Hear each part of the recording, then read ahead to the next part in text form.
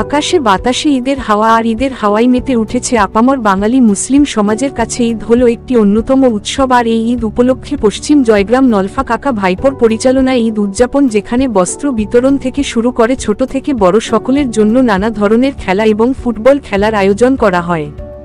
এই অনুষ্ঠানে উপস্থিত ছিলেন সাবির গাজী, শহীদুল গাজী, আখের আলী গাজী, আলমগীর গাজী সহ ক্লাবের সকল সদস্যরা।